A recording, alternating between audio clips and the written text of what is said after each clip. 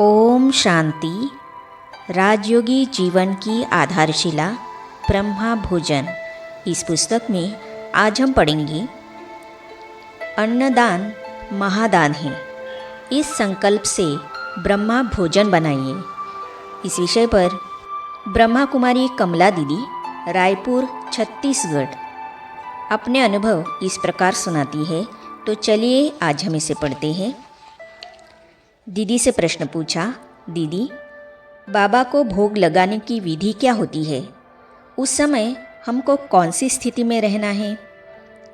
दीदी ने उत्तर में कहा, जब हम बाबा को भोग स्वीकार कराते हैं तो भोग सामने रख करके प्यारे बाप दादा का आह्वान करते हैं कि प्यारे मीठे बाप दादा आप पधारो। आह्वान के साथ अपने मन में श्रेष्ठ संकल्प करते हैं कि प्यारे बाबा आप आओ, ये भोग स्वीकार करो।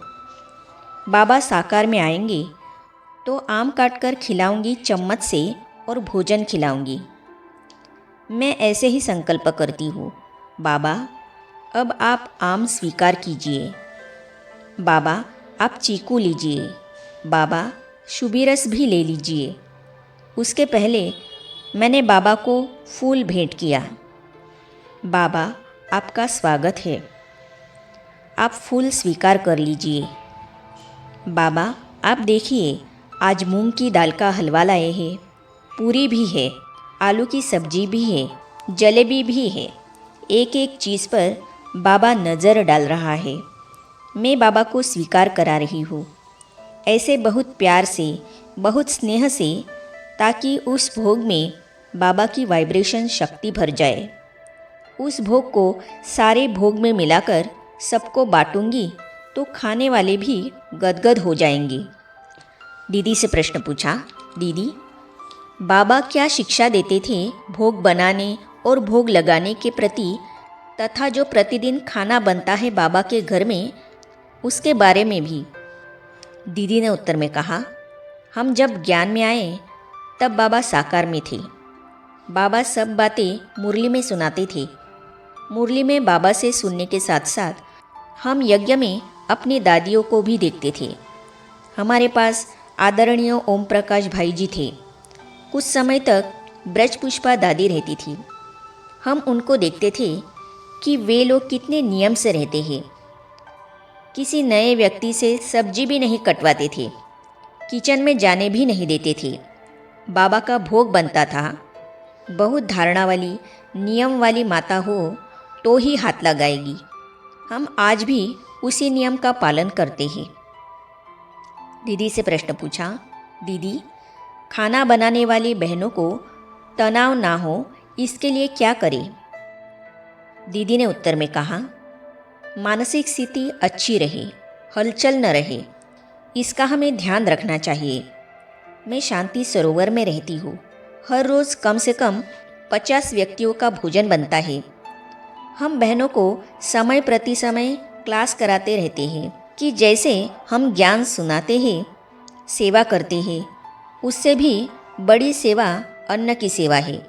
इस पर ध्यान देंगे तो खाने वाले का हृदय शीतल होगा, मन शांत होगा और आपको दुआएं मिलेंगी। इसीलिए नाराज़ होके, मूड ऑफ करके, परेशान होकर ऐसे भोजन नहीं बनाओ। प्रभु का प्रसाद बना रही हूँ, बाबा का प्रसाद बना रही हूँ, बाबा को स्वीकार कराने के लिए बना रही हूँ, बड़ी ऊंची सेवा कर रही हूँ। अन्नदान महादान है, ऐसा सोचकर भोजन बनाओ। दीदी से प्रश्न पूछा, क्या भोजन बनाना छोटी सेवा है? दीदी ने उत्तर में कहा, अगर किचन की सेवा ऊंची नहीं तो फिर भोजन कहाँ से मिलेगा? हमको दादी प्रकाशमणि सिखाती थी, सेवा केंद्र पर बड़ी बहन को भोजन बनाकर सबको खिलाना चाहिए ताकि अन्य बहनों में बल भरे। मैं बहुत समय तक ऐसा करती रही। एक सब्जी ही बना दूँ, सब्जी काट दूँ, दाल ही बघार दूँ, कुछ तो मैं कर दूँ। अभी थोड़े दिन में छोड़ दिया है।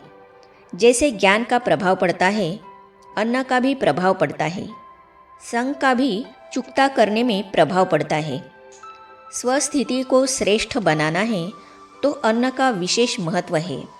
बाबा तो यह भी कहते थे कि कोई विकारी व्यक्ति धन देता है तो उस धन से दाल सब्जी अनाज नहीं मंगाना है। वो धन बिजली के बिल, कुर्सी या दरी आदि खरीदने में प्रयोग करना है। पवित्र योगी व्यक्ति के धन से ही खाने की चीज़ें मंगाई जाए। हम सब ने ऐसे नियमों का पालन किया। बाबा कहते थे कि बाबा की याद में मौन रहकर भोजन खाओ। एक एक ग्रास खाते याद रहे बाबा का दिया हुआ प्रभु प्रसाद खा रहा हूँ। दीदी से प्रश्न पूछा, दीदी आपके यहाँ इंदौर में कन्याओं की ट्रेनिंग चलती है। हॉस्टल में सब नए नए होते हैं, उनको अच्छे संस्कार देने हैं, तो भोजन के प्रति किस प्रकार की शिक्षाएं देते हैं उनको? दीदी ने उत्तर में कहा, स्कूल में पढ़ते हुए भी हमारे बच्चे नियमों में बहुत पक्के हैं। वो बाहर कहीं कुछ नहीं खाते हैं। उनके लिए बहुत अच्छे अच्छे व्यंजन बनते हैं। नई नई चीज़ें जो रोज़ बनती है वही खाते हैं। कितना भी कोई फुसलाए वे कभी उनकी बातों में नहीं आते हैं। हाँ, कोई चंचल बच्चा यदि चोरी से खाए, छुपा के खा ले, खरीद के खा ले, तो फिर ऐसे अन्न के कारण और भी बुरी आदतें आ जाती हैं। ऐसे बच्चों को हम नहीं रखते हैं, वापस भेज देते हैं। दीदी से प्रश्न पूछा, दीदी आप ज्ञान में 1965 में आए। उस समय मधुबन में भोजन के नियम और मर्यादाएं किस प्रकार की थी? दीदी ने उत्तर में कहा, मधुबन में जब हम आते थे तो पार्टी भी आती थी। बहुत लोग नहीं होते थे, ज़्यादा से ज़्यादा 100 लोग होते थे। बाबा थे, मम्मा तो अव्यक्त हो चुकी थी। बाबा के साथ मनमोहिनी दीदी रहती थी। भंडारे में भोली दादी थी। वहाँ बड़ा बड़ा चूल्हा था जहाँ भोजन बनता था। हम लोग जब आते थे हम भी सब्जी कटवा देते थे, थोड़ी मदद करते थे, वही ज़मीन पर बैठकर खा लेते थे। रास्ते का भोजन भी हम मधुबन से ही ले जाते थे। उस समय मई में भी रजाई ओढ़नी पड़ती थी, पंखा होता ही नहीं था। आबू बहुत छोटा सा गांव था, बहुत नियम कायदे थे। बाबा का नियम था बाहर की कोई भी चीज़ खरीद नहीं सकते थे। कोई भी चीज़ गुम हो गई, टूट गई तो यज्ञ से लेनी है। बाबा से छुट्टी लेकर ही बाहर घूमने जाना है। दीदी से प्रश्न पूछा, जो धारणा में कमज़ोर है उनके लिए सहज विधि कौन सी है कि धारणा को भी अपना ले और बाबा का घर छोड़ के भी न जाए? दीदी ने कहा, हम उनको इसका महत्व समझाते हैं कि आप ज्ञान में चल रहे हो, ज्ञान से अपरंपार प्राप्ति है, लेकिन जब धारणा पर चलेंगे तब प्राप्ति की अनुभूति होगी। बिना अन्न शुद्धि के धारणा नहीं होती है। सुबह नहीं उठते, नियम का पालन नहीं करते, मुरली नहीं सुनते तो कैसे प्राप्ति होगी? हम सिखाते रहते हैं, फिर धीरे धीरे सीख जाते हैं। कोई जल्दी सीखता है, कोई लेट सीखता है। देखो आज दादियाँ हैं, महारथी है। इन सब की विशेषता यही है कि धारणाओं के कारण आगे बढ़े। ईमानदारी, सच्चाई, सफाई, वफादारी से जो बाबा चाहता है ये सब वही करते आए हैं। आगे हम पढ़ेंगे, भोग लगाने से भोगनाएं मिट जाती है।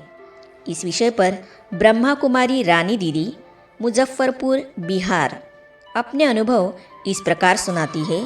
तो इन अनुभवों को हम पढ़ेंगे अगली कड़ी में।